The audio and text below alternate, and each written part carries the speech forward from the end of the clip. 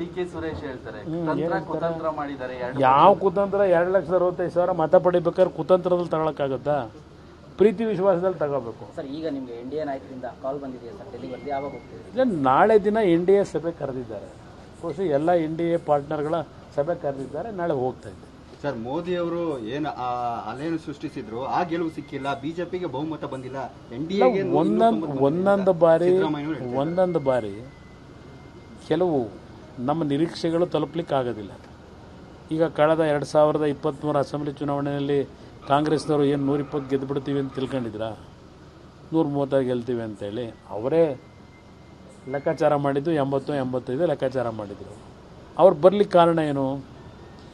BJPಯ ಮತ್ತು JDSನ ಒಂದು ಪರಸ್ಪರ ನಾವು ಪೈಪೋಟಿ ಮಾಡಿದಂಥದ್ದೇನಿದೆ.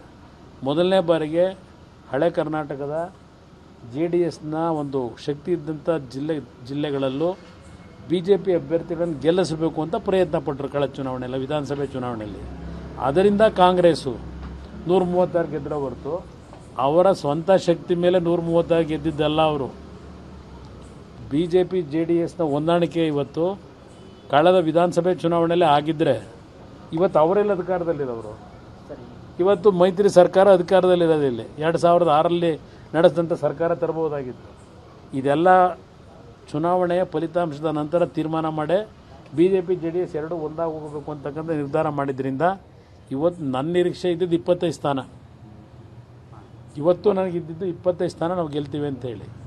ಅದರಲ್ಲೂ ಸ್ವಲ್ಪ ಕೆಲವು ಸಣ್ಣ ಪುಟ್ಟ ಸಮಸ್ಯೆಗಳಿಂದ ಸೋತಿರ್ಬೋದು. ಕಾಂಗ್ರೆಸ್ಗೆ ಇವತ್ತು ಸಹ ರಿಯಲ್ಲಾಗಿ ನಾವು ಹೇಳೋದಾದರೆ ಅವರ ಶಕ್ತಿ 4ರಿಂದ 5 ಅಷ್ಟೇ. ಇನ್ನು ಉಳಿದಿದ್ದು ನಮ್ಮಿಂದಲೇ ನಮ್ಮ ಆಂತರಿಕವಾದಂಥ ಒಂದು ಕೆಲವು ಸಮಸ್ಯೆಗಳಿಂದ ಗೆದ್ದಿದ್ದಾರೆ.